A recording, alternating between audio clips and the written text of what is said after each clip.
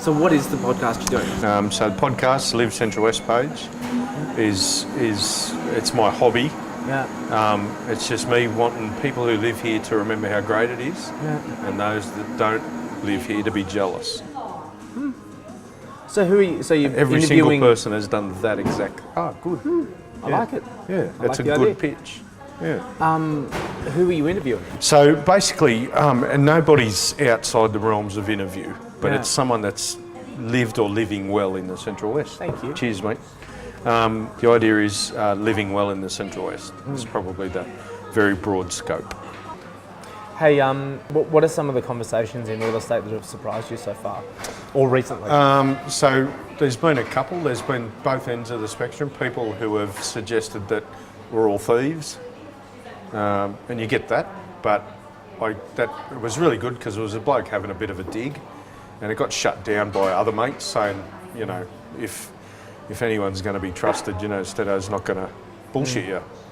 And it's another one of the reasons I came to you guys is the integrity thing. You know, I don't offer much, but I will be truthful, and you will get the full me, all of me, and so it was a nice thing, you know, led by a bit of silliness, but a nice moment. And then the other end of the spectrum, how bloody hard it is. You know, I'm working my bum off, and it's harder than I anticipated to get traction. But It's funny. I was thinking about it. I was thinking about this chat this morning, and thinking it's not that complicated.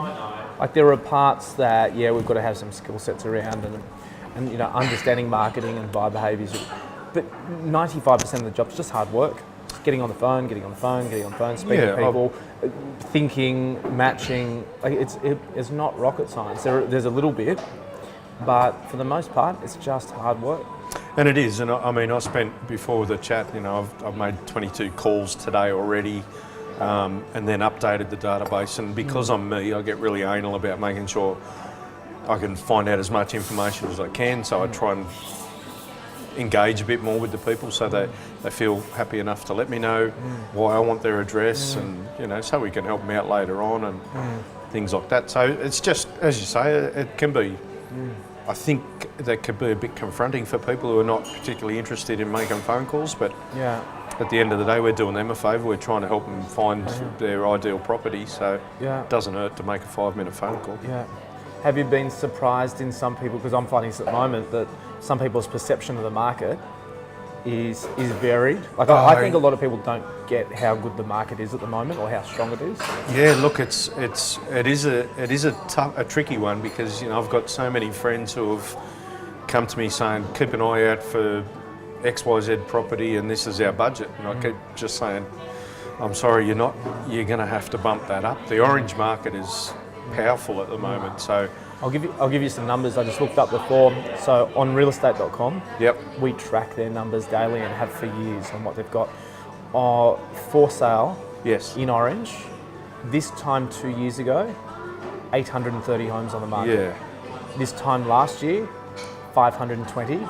Today, 320. Yeah. So 320 homes available, and some of those are sold, compared to 830 for the same time this year.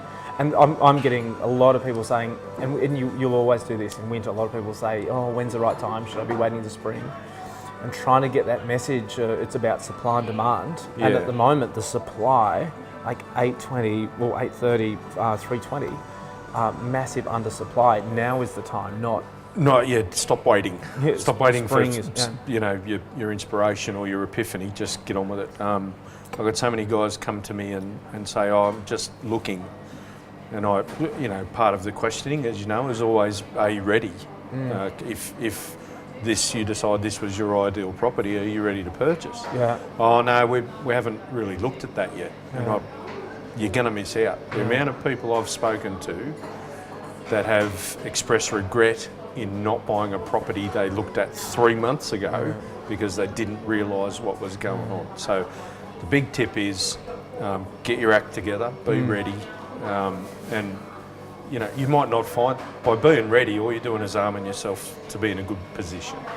And you don't want to come to me in 3 months' time and say, geez, I wish we'd bought that one at Joe Blogg Street. You know, we didn't realise. So Are you finding that a lot of people you're meeting from Sydney? Yeah, what did I have last week, Pete? At Edward Street. Now, Edward Street's a pretty small little property. It's tidy. You can move in and live there quite comfortably. But it's probably not the best property on the market. We had 7 groups through there last week. 6 of them were from 5 from Sydney, 1 from Canberra. So 1 local. You know. And this is what I'm finding, that local people saying, I'm used to buying property a certain way, I don't need to get ready. Where Sydney people are coming in just going, oh, finance is there, I can put down a deposit to that. That's how Sydney people act. And the difference in between putting an offer to an owner where someone says, hey, they can write you a cheque today, compared to someone who hasn't seen the bank yet. Yeah, so please guys, go and see the bank. Be ready. It might not be your ideal property. I would suggest maybe you might have to tweak what your ideal property looks like in your mind as well, because as we just discussed, the supply is not there at the moment. The demand is, but the supply isn't. So, you know, good enough might have to be good enough. Yeah. And that's not to be disrespectful. It's just that, you know, we've all got an expectation of buying our perfect home. Well, you know, it's not always that simple. Such a different story speaking to buyers who 3 years ago had the choice between 300, 350, there's 80 homes I can choose from, compared to having 12. Yeah, 12 would be great. Well, 12 and 7 of those don't suit me because of that. So I've literally, you know, everyone's competing for I know, it is crazy. Do you have any questions that you wanted to ask me now that we're a month in and 2 months in? Well, 2 months? Well, it's closer to 3. 3 months? Yeah. My question to you, I suppose, is where do you see the market sitting 3-6 months? Yeah. We know, well, me and you have spoken about the new hospital, what effect that'll have. The mine possibly going into more construction if people are paying attention. They're starting to look for higher paid jobs out there, which means something's happening. Yeah. There's talk of the medical school, there's talk of the mountain bike track, which no one's really mentioned yet, which is going to create jobs. We thought this place... And we'll change the demographic on Airbnb, taking out rentals. Yeah, so there's going to be a big shift in the rental market. It's already pretty nuts. I mean, I looked this morning, what was it, 120 available rentals. Yeah. So, you know, and there's a lot of higher end ones, which apply to only a specific market, but those lower ones, they just go like that. Yeah. So it's interesting. I think a lot of people think that the orange market is tied to the Sydney market, and it is, but it's in reverse. So generally when Sydney's booming, investors don't want to leave that market. They want to invest in that market. They won't come and look anywhere else, whether it's Orange or Newcastle or wherever. But when Sydney stops, all of a sudden investors are looking for somewhere better to put their money, or where's the next up and coming place. I don't know, of the 5 or 6 big projects, so what you say, there's the biking, the hospital, the mines, the extension to KDR, the DPI. The DPI, you know, so we've got of those so 6, much going on. let's just say only 2 come off. Yeah. Which it's looking like 6, but let's just say that 2 come off. If there's 120 available rentals now, and we see contractors come in, we saw this in 2011. Yes. Contractors came in, and on realestate.com, available rentals went down to in the 30s. Yeah, which is... Rents just went... There was not an application we were getting where people weren't saying, I'll pay more. I'll pay more, I'll pay more, I'll pay more. I'll be historically right when we look back at this, that the rental market will go nuts over the next couple of months. Well, certainly 3, 6 and 9 months away, the rental market there'll be virtually no availability. Yeah. And that'll push prices up even more.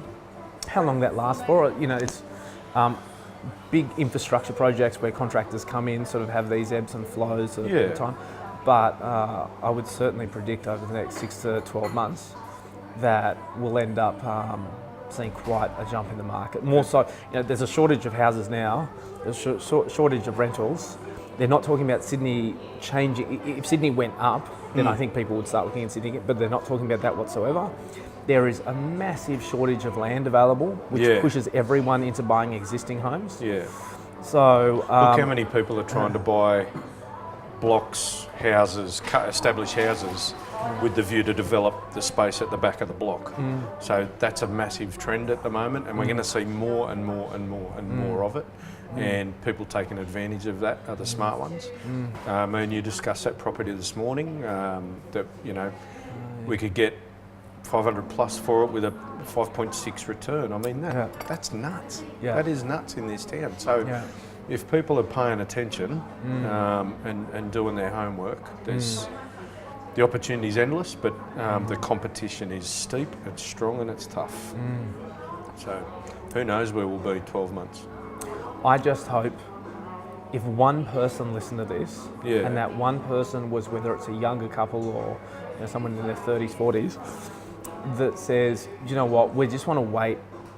We're going to make an upwards move. We're going to go from our 350 three-bedroom house to a $450,000 or $500,000 house. But let's just wait a little while. Yeah.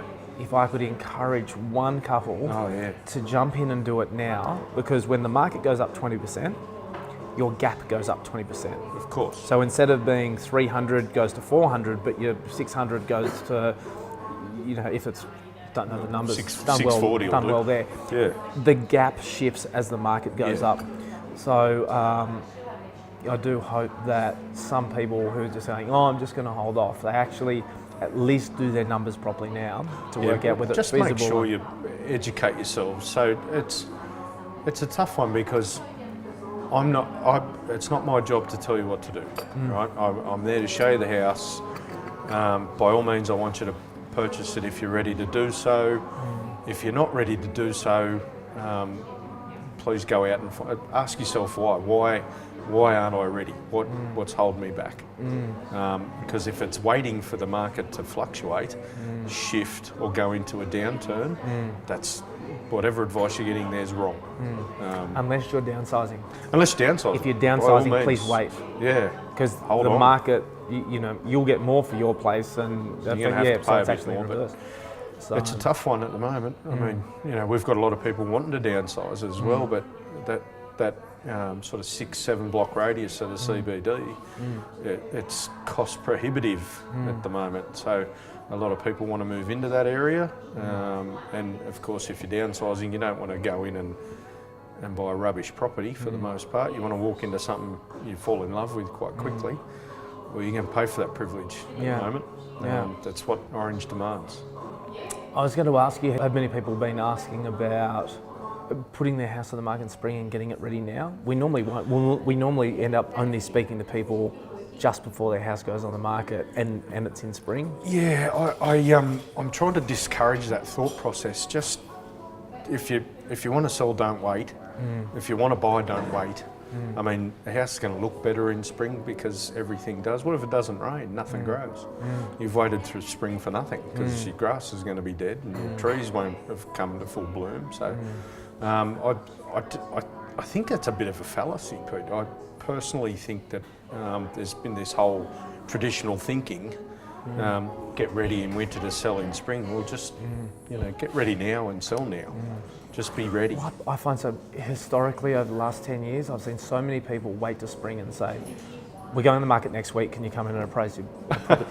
And then they say, so we've done this, this and this. And you just think, for a quarter of that money, I could have sort of helped you put it over here on the property, really added some value, but you completely missed the mark.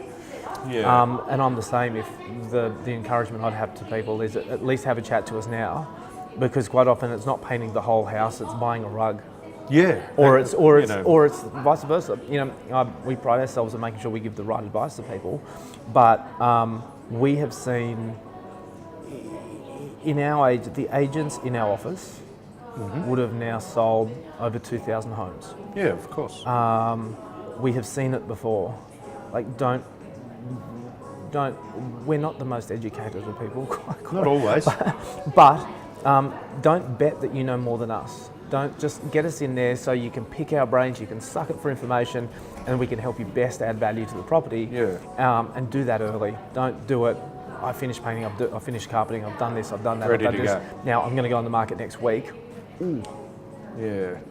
Anyway. Have you thought about this? Yeah. So yeah, there's a lot to be said for again educating yourselves. So I encouraged someone the other day. They said we don't know how we want the house to look, and I said, well, have you been on realestate.com and Domain and stuff like that, and had a look at the houses that look hotel-like. And she said, yeah, we have. And I said, well, most of those houses have had a stylist go through them. Perhaps that furniture has been rented for that exact purpose. It's a very doable thing, and obviously it makes them look so much better. But again, it's a personal choice. You know, do you want your house to look its very best and maximise what you're chasing, or not? It's a tough one. I find it tough to convince people to spend that extra. Sometimes it's not even spending the money. Sometimes I had someone the other day saying they're going to sell their house and they're building this lovely new house. And they said, when we do that, we're going to buy all new furniture. So buy the furniture now. Like, take your stuff out, buy the new furniture in. It'll add value on this property. Yeah. To take it. If you're going to buy it in 6 months, do it now. It's not going to cost you an extra dollar. There's a great tip. Even better, if you're not going to buy the furniture, does your mum and dad have some fantastic art? Yeah. I'm taking this for 6 weeks. Yeah. And so there's ways to add value that either cost nothing or very little in the scheme of things, depending on if you're going to spend money down the track. So it's just, again, getting that advice quite often from us or someone who's done it before. Yeah. That's a sensible approach. You're going to buy new gear anyway. Why not shift that old stuff out and make it look pretty?